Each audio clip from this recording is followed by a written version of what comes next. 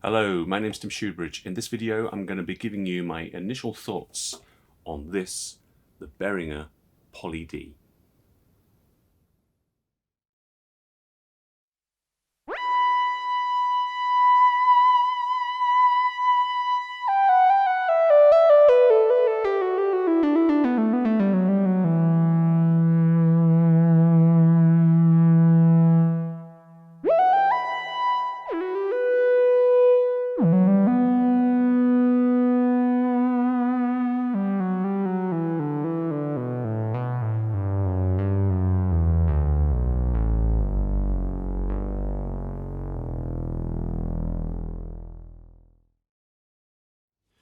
Right, so I've literally had this POLY D for one day. It arrived from Germany yesterday morning. I've had about 6 or 7 hours playing it solidly. There are some things that I have not touched or looked at all, I have to say, so I'm not going to really go into them in any detail at all in this video. I have not looked at the sequencer section at all. I've played around with the arpeggiator, but that's all I've done. And I haven't really looked at all the connectivity on the back panel. There's a lot of ins and outs there. It's not a semi-modular synthesizer by any means, but there are quite a few ins and outs on the back. I haven't looked into them, and I haven't looked at the user manual, I must confess, so I don't know about global settings and things like that. All I've really been doing is concentrating on creating patches, playing on it, playing it in paraphonic mode and monophonic mode, and actually I have to say having a lot of fun with it as well.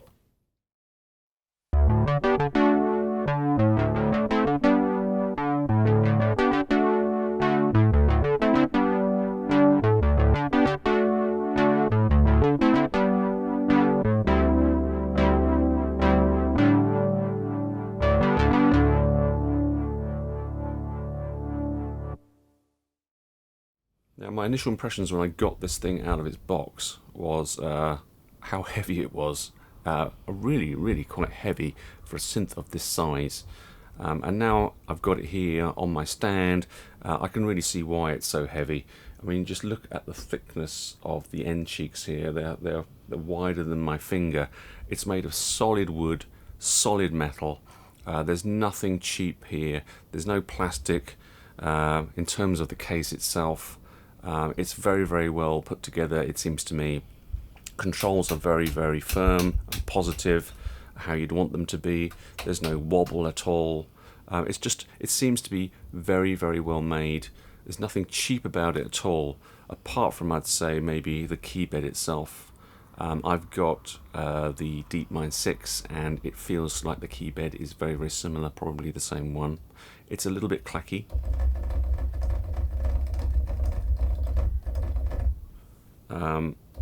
Very light keys, very light action, hardly any resistance at all. But that does mean that it's very easy to play. I'm not a keybed snob, I have to say. I don't have any problem with keybeds like this. Yes, it would be nice to have a little bit more sort of like resistance in the keys, but for the price point, you know, you really can't complain.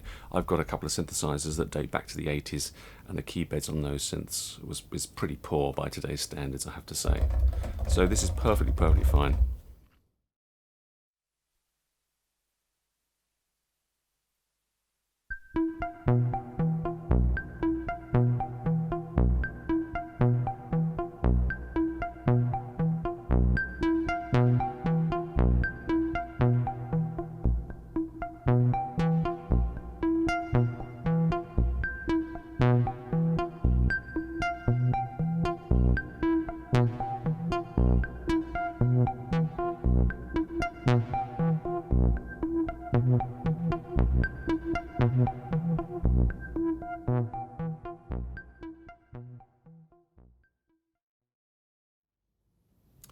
Now, in terms of the panel layout, it's obviously a very familiar story. It's very easy to find your way around. Everything is familiar, you know, from the original Moog Model D through to the Moog Voyager, and with every single Moog Model D clone there's ever been, including, of course, the Behringer one here. It's a familiar layout. You'll just instantly just sit down and start creating sounds with the POLY D. Obviously, you've got the addition of the fourth oscillator here, which is absolutely fantastic. but you've also got some other stuff here. You've got the sequencer section, which I'm not going to talk about because I haven't played around with it, but what I am going to talk about next is the effects section here over on the right hand side. We've got a distortion circuit and a chorus.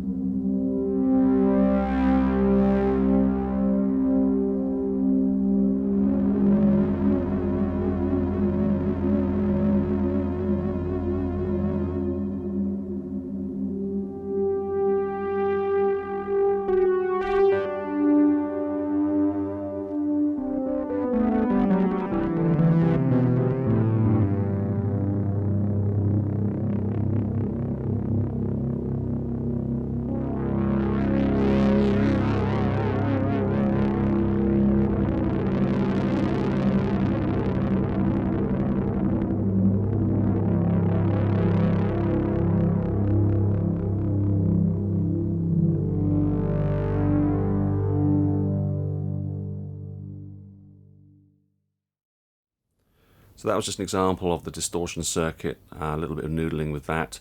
I do like the circuit. It can be quite subtle. It can also be really quite aggressive. It is nice to hear. I was wondering originally why there is a distortion circuit on the Poly D, because the normal way of getting some distortion, some drive, is to use the external input on a Model D, feed the output from the synth back into the input, crank it up a bit, get a little bit of overload, and get some sort of grunge to the sound that way. Now, this is a stereo synthesizer. It's got a stereo chorus effect, and you've got left and right outputs from it. So there is no monophonic output on the back of this synth.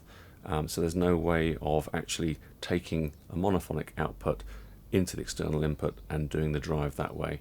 So the external input here really is for an external signal, and if you want to get some drive, I guess that's why Behringer have provided us with this distortion circuit here.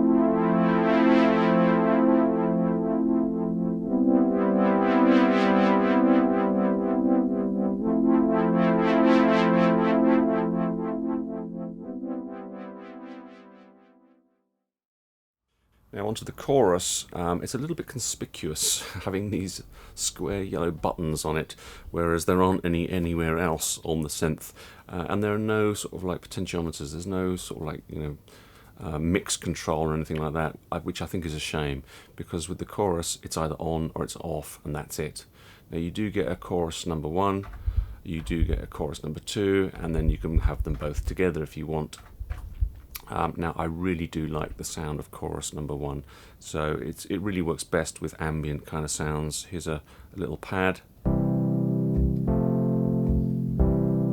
Let's turn the chorus on.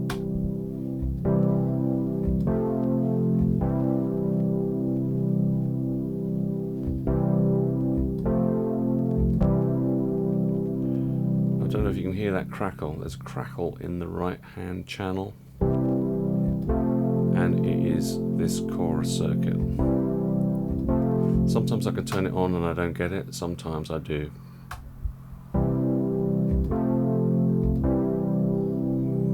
I know it's not the rest of my, it's none of my cables and it's none of the rest of my gear. Straight out of the headphones I can hear the same crackle, which is a real shame, which means that this Poly D is going to have to go back. But anyway, back to the chorus. Chorus number 1. It's a lovely, lovely gentle chorus. I just think it's a shame there's no mix controls or wet dry controls, that you don't get the option to dial it in exactly how you want it. Now chorus number 2 is a bit faster. I'm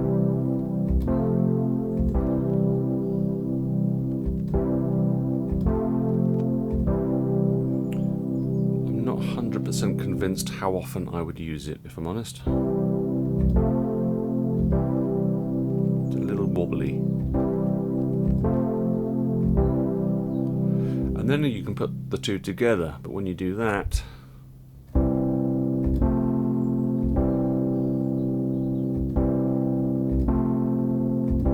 you get crazy fast, wobbly chorus. I just don't know when I'd use that. So for me, it's chorus number 1 or nothing.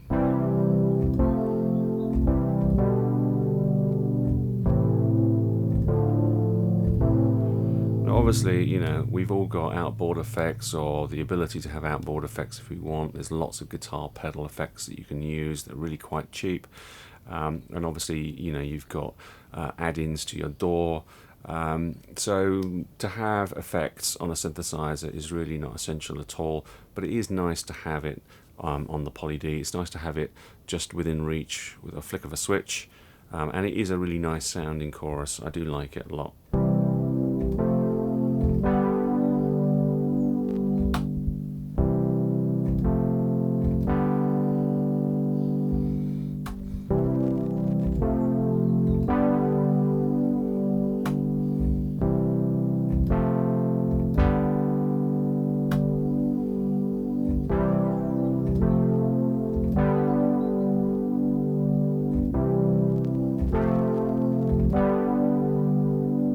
Not sure why they provided the switch here.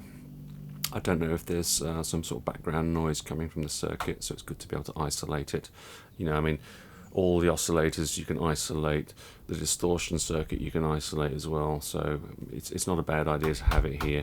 But obviously you don't really need that switch because you're turning it on and off from the front panel.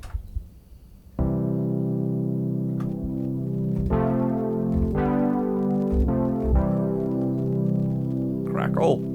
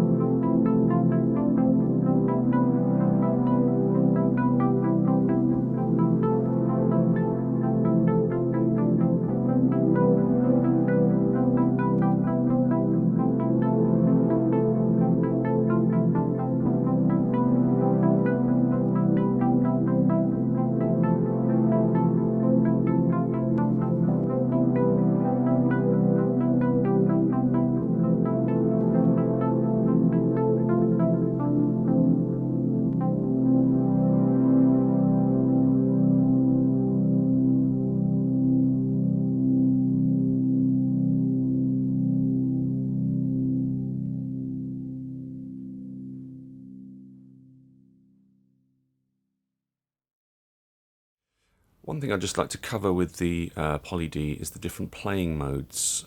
There's a button over here, a 3-state button. We've got mono, uni, and poly. Now, these playing modes differ to the Moog Matriarch, and they also differ to the original Korg Monopoly, which I believe was the inspiration for the Poly D. Now, in mono mode, we have all 4 oscillators playing per note, and we're only allowed to play 1 note at a time. Now, it's in multi-trigger mode by default when you switch the Poly D on. I presume there's a way to change that. I haven't looked at the manual, but I presume there's a way to change that so that you can play legato style. But straight out of the box, we get this mode of playing.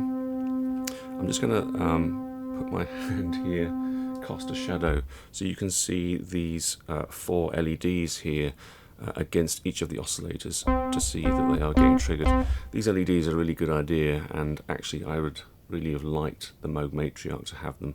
It's really useful to know which oscillators are being triggered, especially if one of them is out of tune and you need to retune it. So as you can see, all 4 oscillators are being triggered every time I hit a key. Obviously we don't need to hear all 4. We can turn them down with the volume controls, and we can actually switch them off with these little rocker switches. So that's mono mode. If we go to poly mode next, poly mode is going to be allocating 1 VCO only per note, up to 4 notes maximum.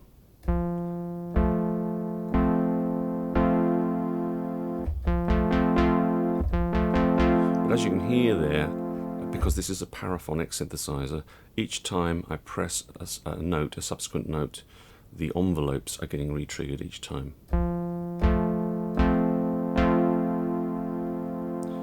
Now, if I were to hold down more than 4 notes,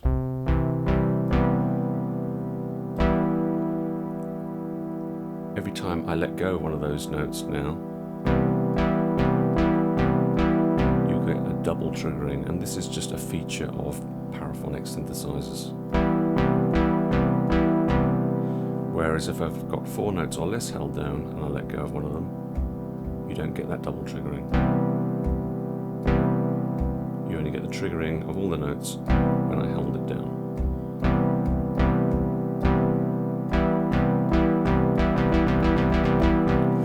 So what is the middle mode, uni mode? Now, uni mode is a sort of a little bit of a combination of mono and poly put together. If you hold down single notes, it'll allocate all 4 VCOs to that note.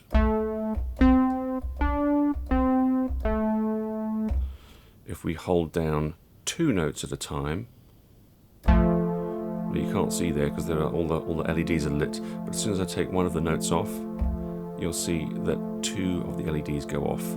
So when you hold down 2 notes, it's in a duophonic kind of mode, and you get 2 VCOs per note. And then if we hold down 3 or 4 notes, we go back to kind of poly mode, which is 1 VCO per note. So it's a nice mode, and this mode is not on the Moog Matriarch. And it is on the original Korg Monopoly, but the Korg Monopoly's implementation is slightly different. The Korg Monopoly will always be allocating all 4 notes all the time in a little bit more of a smart way than the Poly D is doing. But it's a really nice mode to have, and I tend to play this synth so far on uni mode most of the time and not poly mode, because it means that when you're holding down single notes, you're getting all the oscillators, so you're getting a fatter sound. So if I can demonstrate that, so this is poly mode.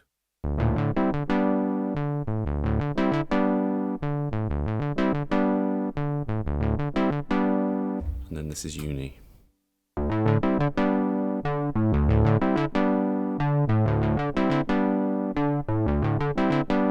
It makes a big difference to the single notes that you're playing, gives them a lot more fatness. Now, playing a paraphonic synth is not at all like playing a polyphonic synth, especially if you've got any kind of envelope setting for your filter or the amplitude that is noticeable. You're going to get re-triggering, so you really have to find techniques and basically noodle around and find ways of either avoiding the re-triggering in the first place or actually sort of embracing it.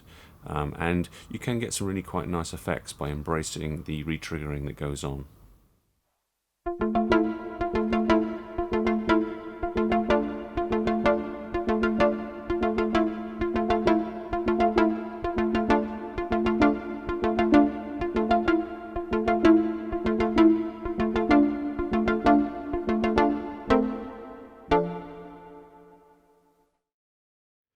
So it's only natural that people are going to compare the Poly D to the Moog Matriarch, and they're going to ask the question, is one inferior to the other in terms of the sound? So I've got a little medley here of different patches. It's not a scientific test. I can't get the patches to sound exactly the same. The synths are different. I'm not going to draw any conclusions. I'll leave that up to you. But here we are. Here are a few different comparisons of patches between the Poly D and the Matriarch.